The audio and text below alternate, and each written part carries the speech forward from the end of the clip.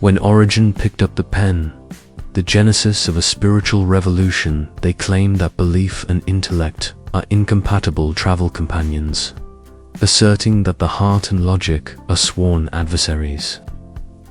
However, what if I were to tell you that the greatest intellectual mind of Christian history was born among the poor, slept on a cold floor, and held the conviction that the physical body was merely the container for a spirit intensely hungry for the divine? It sounds preposterous, doesn't it? How could a man who mutilated himself in pursuit of purity, who was cast out by the very church he served, and who died under torture also, be the individual who completely reshaped the way the divine is contemplated? Yet, that is precisely how the journey began. The moment Origen grasped his pen and resolved to write. My father was seized by soldiers on a morning when the sky seemed reluctant to dawn. I can still recall the clanking of the chains, his steady, tranquil gaze, and my mother struggling to conceal her devastation behind a handkerchief damp with tears. I was still too young to grasp the depth of conviction, but old enough to feel the chilling weight of dread. I composed a letter to him, imploring him not to deny Christ. I begged him to remain loyal, even if it meant I would never see him again. And he complied not to my request, but to the inner voice calling him toward something grander than life itself. After his execution, I understood that authentic faith is not cultivated in comfort. It is forged through courage. The sorrow that followed was like a deep, internal blaze. Our home was seized, and my mother was left alone with 7 children and scarcely anything to eat. My world crumbled, yet within me, something new, which I did not yet understand, began to emerge. I discovered that belief is not the cessation of suffering. It is the very reason we find the strength to persist. While many people ask, why does God permit hardship? I learned, far too soon, that perhaps He permits it precisely to sculpt something within us that happiness could never achieve. How often have you petitioned God to relieve your suffering? How often have you been convinced He was silent, when, in truth, He was merely instructing you on how to listen? Pain is a language few truly comprehend, but it is in that very language that the divine speaks the loudest. And even if you don't grasp it in the moment, it shapes you, and once it is complete, you are fundamentally changed. In those days, I walked the streets of Alexandria, instructing children in Greek literature, and copying ancient manuscripts by the glow of oil lamps, simply to bring a little food home. While the world saw an exhausted, impoverished young man, something extraordinary was taking place internally. Discipline was born, and with it, wisdom. Today, I recognize that God wastes no sorrow.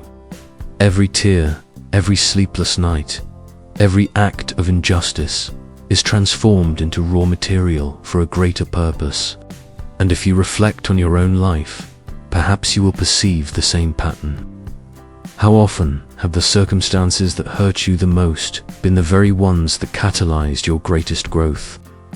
The termination of a job that pushed you onto a better career path, the end of a relationship that returned you to yourself, or the illness that compelled you to pause and contemplate what truly matters. Most people only recognize the purpose of their pain when they have already reached its conclusion.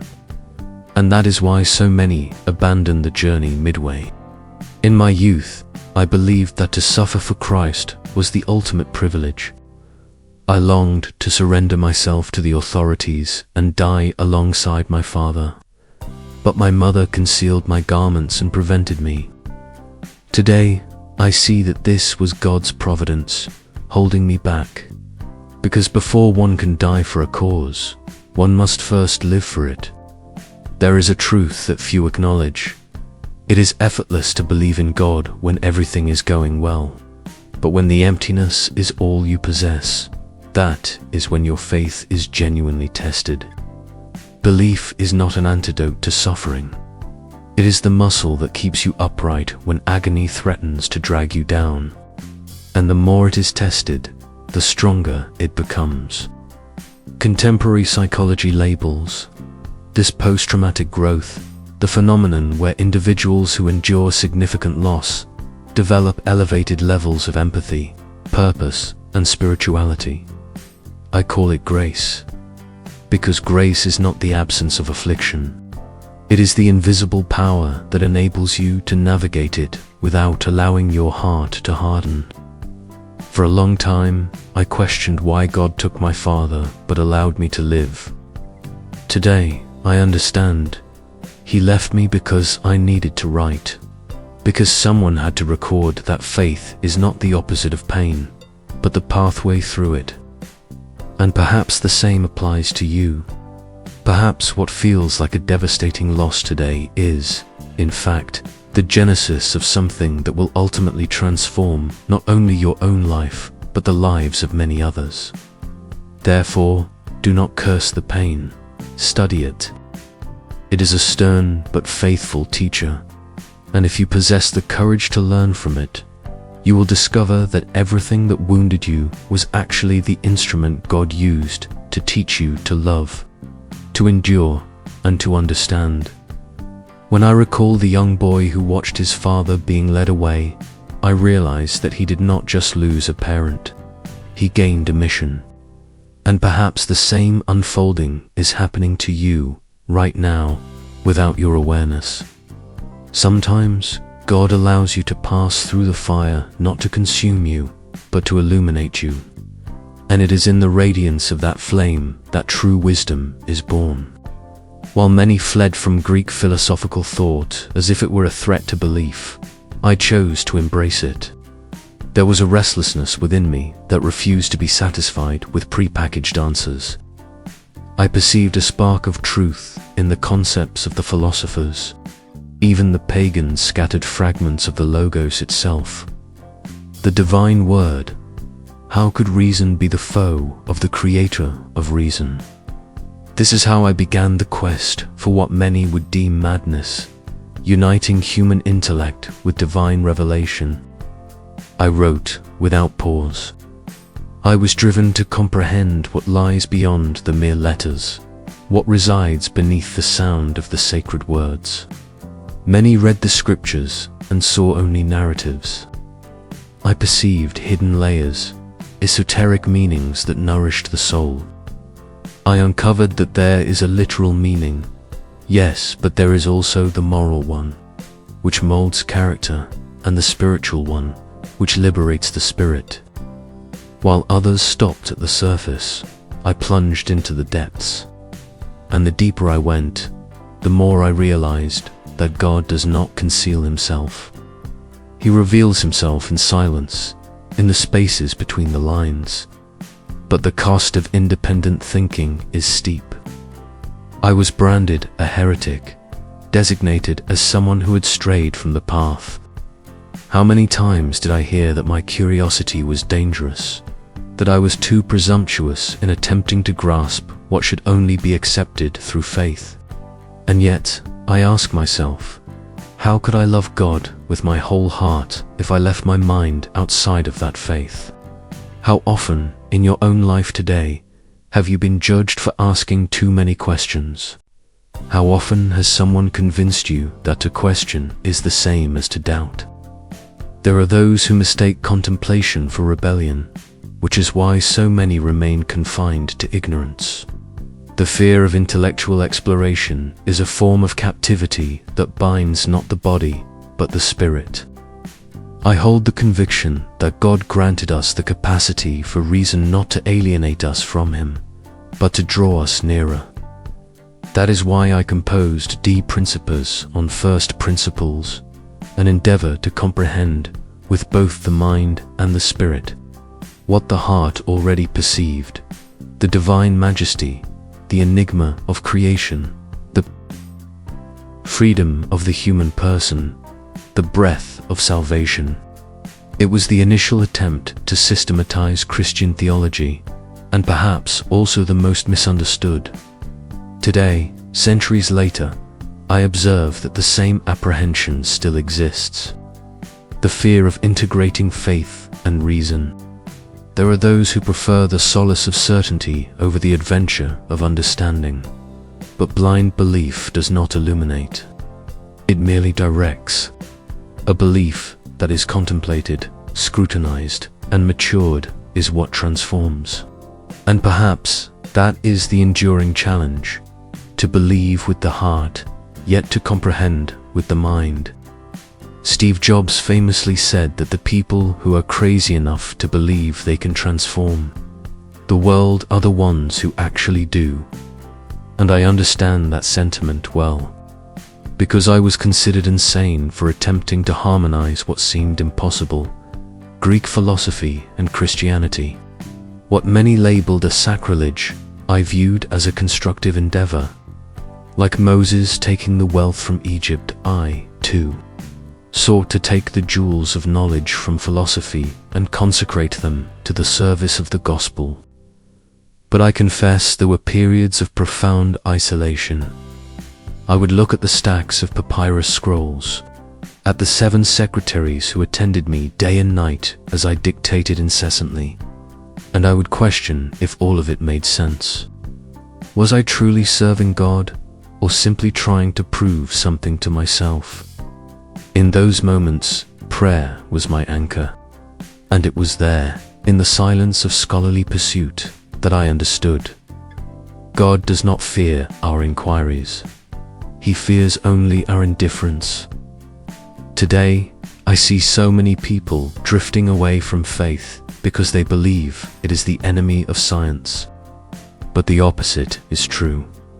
Science reveals the structure of creation, and faith reveals the meaning of that structure. One does not nullify the other. Together, they point toward the same profound mystery.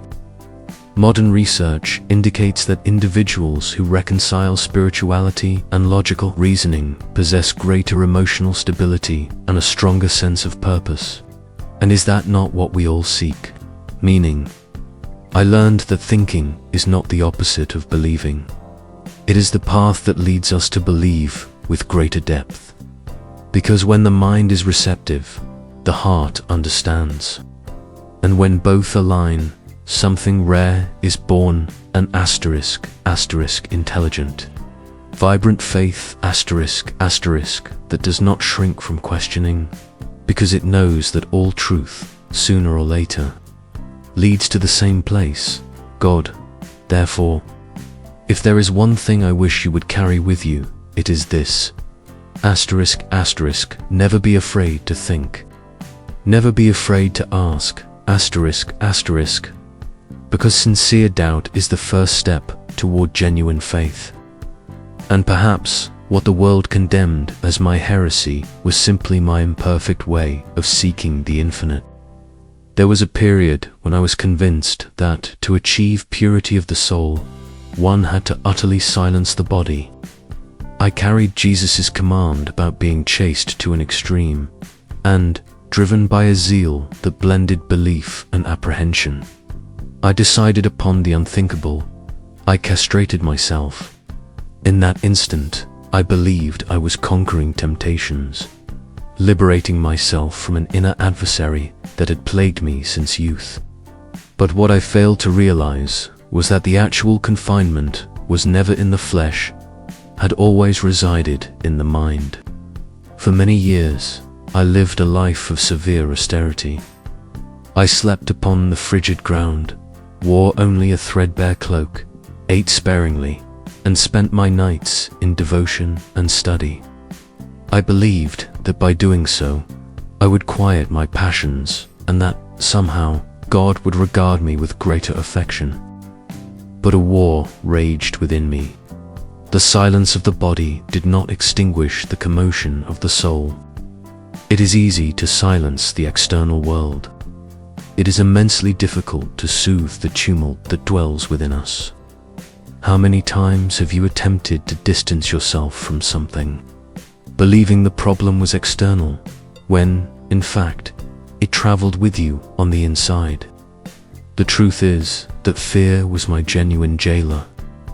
The fear of sinning, the fear of disappointing God, the fear of being too human, and this fear, masked as virtue, distanced me from what I desired most: peace.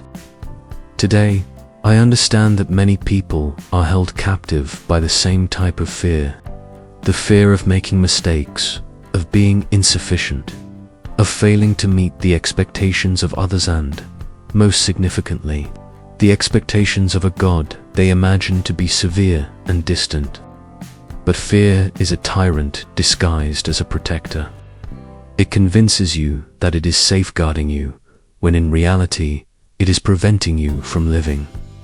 Modern neuroscience has already confirmed that persistent fear alters brain function, impeding the capacity for clear reasoning and empathy. When fear governs, faith becomes mere ritual, not a living relationship. When fear dominates, love is transformed into meaningless obedience. It was only after a long period and a great deal of quiet reflection that I recognized God did not wish for me to mutilate my body. He desired for me to heal my mind. Because it is not the body that estranges us from Him, but the way we think about the body. The true battlefield of belief is internal, and as long as the mind is enslaved by guilt and anxieties, no external penance can ever liberate it. I reflect on how many people, even now, continue to live under the same delusion.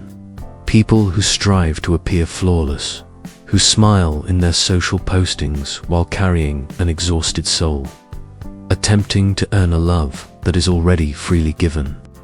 Religion, all too often, instructs us to conceal our vulnerabilities when we should be presenting them to God. And perhaps that is why so many feel weary, confused, and alienated. I recall a night when despair overwhelmed me. I had spent days without sleep, praying, studying, fasting, and still I felt profoundly impure. It was then, exhausted, that I paused and simply stated, "Lord, I no longer know what to do." There was no celestial voice, no miracle, only silence. But it was the most liberating silence I had ever known. I realized that He never demanded perfection, only presence. That God is not impressed by our sacrifices, but is moved by our sincerity. And from that moment, I understood that genuine purity is not born from self-mutilation, but from reconciliation. It is when the body, the mind, and the spirit cease their internal struggle and begin to move forward together in the same direction. Today, I see people attempting to attain peace through extremes: excessively strict diets, exhausting routines, impossible promises to keep. They seek external control for something that can only be healed internally. And in doing so, they remain enslaved by their own self-imposed rules. Peace is not found in excessive discipline, but in the harmony between what we sense, what we contemplate, and what we do. If I could return to that time, I would tell my younger self what I now convey to you. Asterisk, asterisk. There is no virtue in destroying yourself for the sake of faith.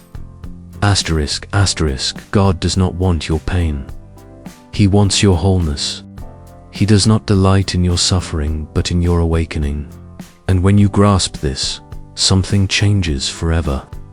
When fear resurfaces, and it always will, take a deep breath and remember, fear is the shadow of faith.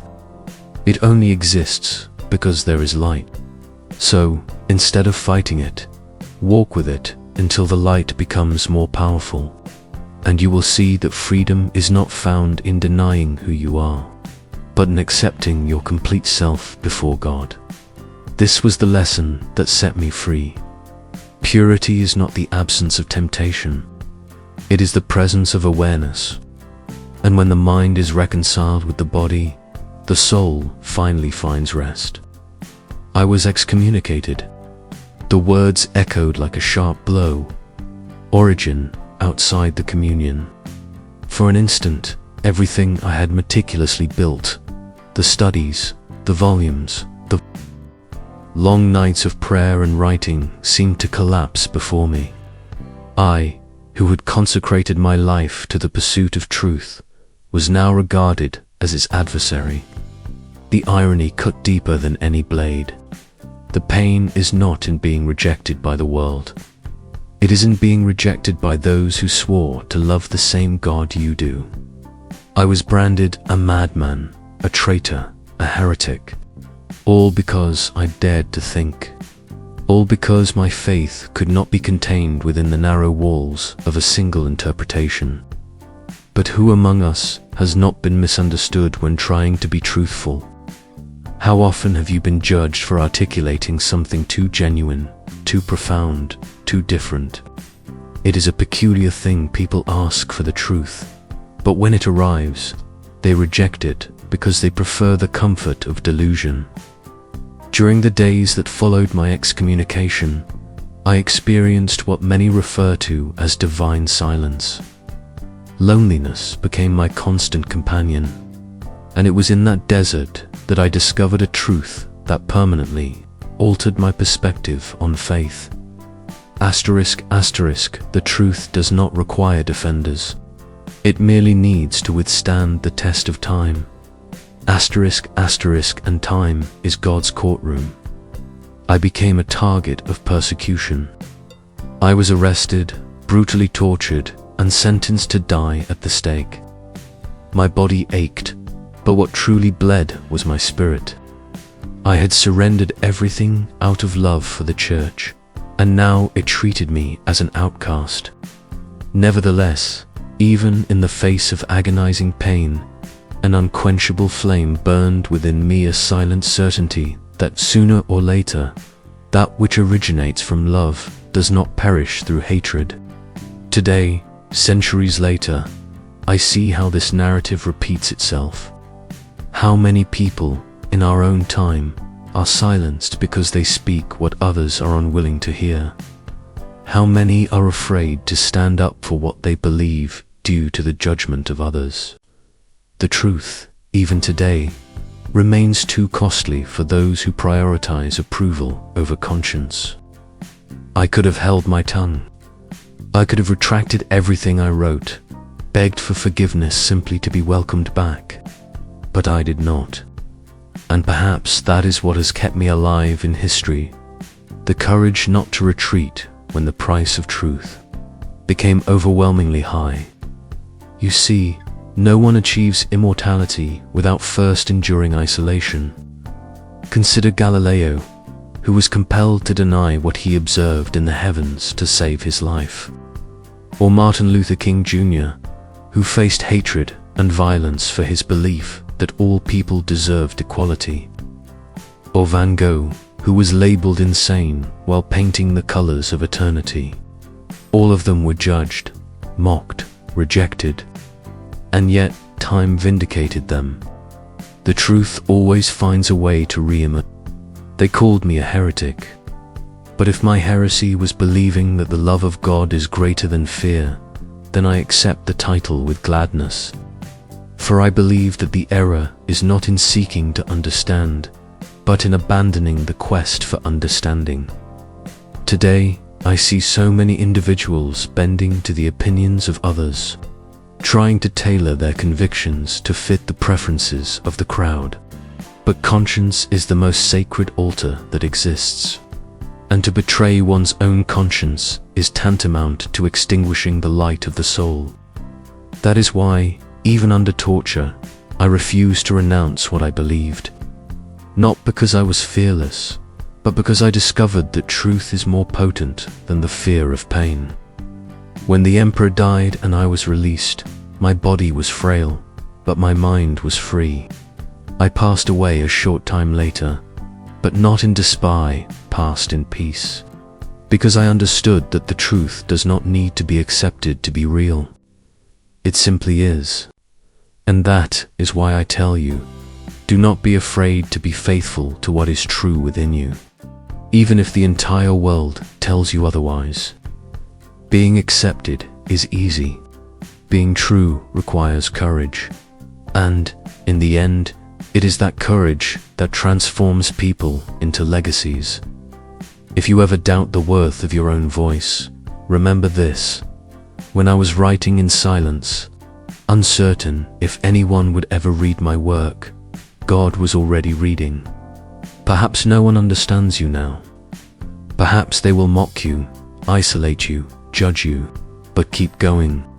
Because everything born of truth endures, even when the whole world falls silent. After all, what is death in the face of a conscience at peace?